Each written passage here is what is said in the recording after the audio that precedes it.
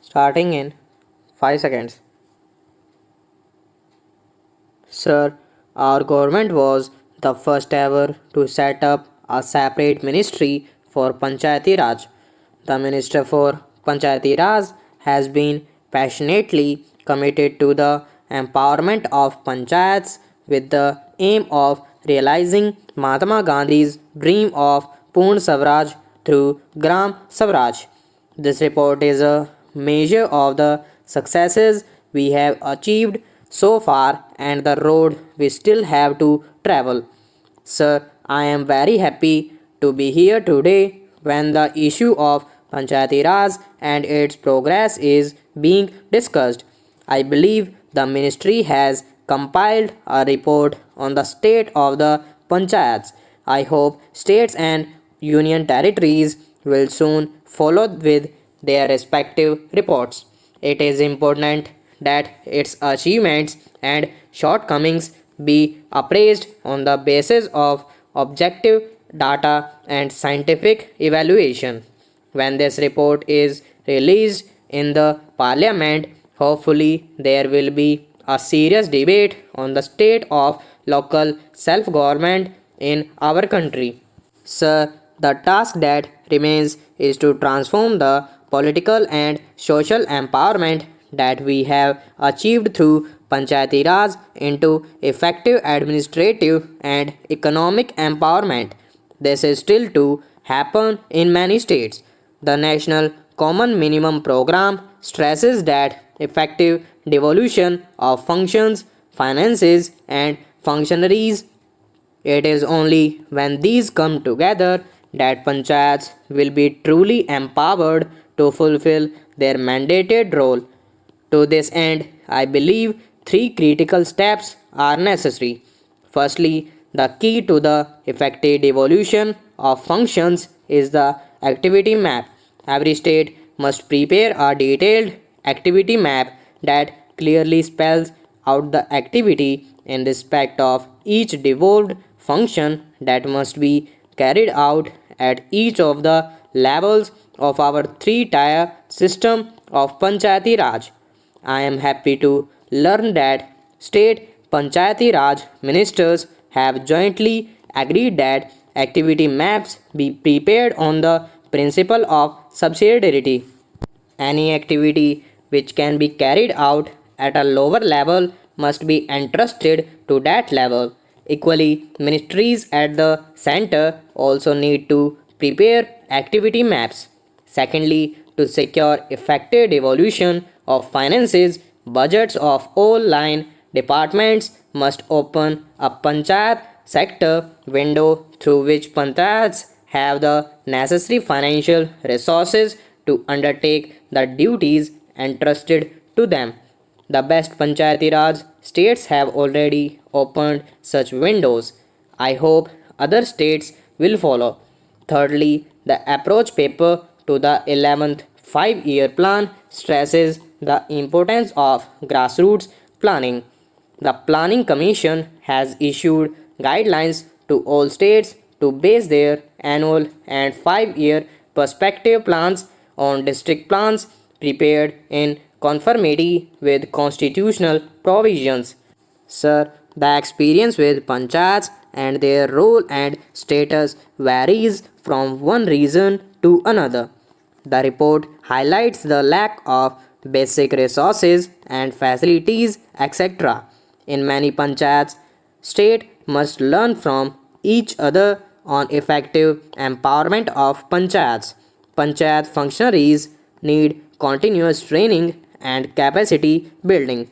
The Ministry of Panchayati Raj has prepared a Gram Swaraj Yojana which aims to supplement state efforts in this regard. But the primary responsibility remains that of the states, and I hope they give high priority to ensuring this. One of the objectives of democratic decentralization is to encourage people's participation in process of governance. We hope that this will also help reduce corruption and the abuse of power by various government functionaries. If we introduce mechanism for social audit, we will go a long way towards mitigating the evil of corruption in panchayats. Sir, we now have over 22 lakh elevated representatives in panchayats. Reservations for women, scheduled caste, and scheduled tribes in panchayats have combined political empowerment with social empowerment. Earlier, fears about elite groups capturing these institutions have been allayed.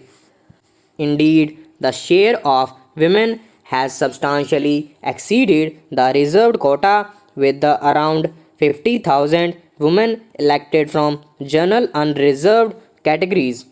This is a remarkable success in bringing lakhs and lakhs of women into the mainstream of governance. It is particularly worth underlining that the primary reason for this is that a larger proportion of scheduled caste and scheduled tribes women are getting elected over and above the one third reserved quota.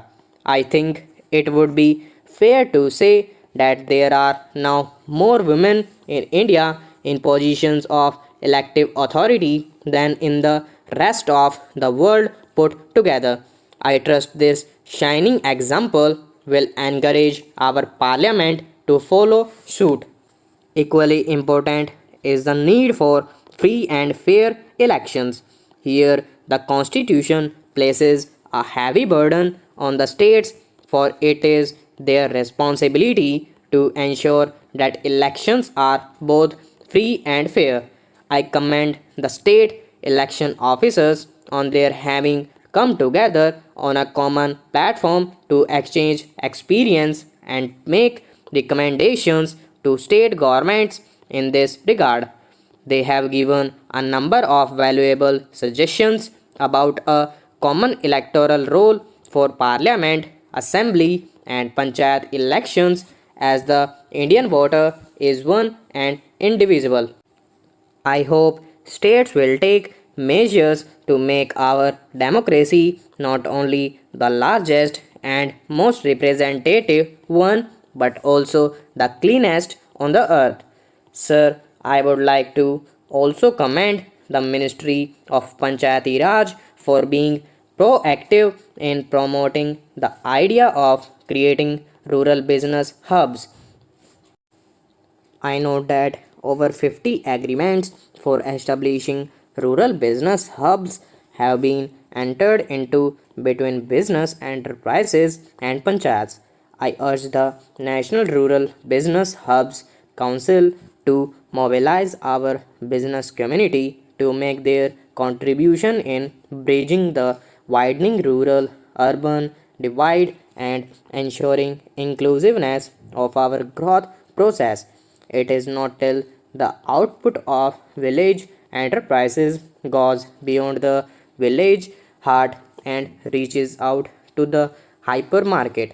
Our government has given special attention to the development and empower of Panchayati Raj.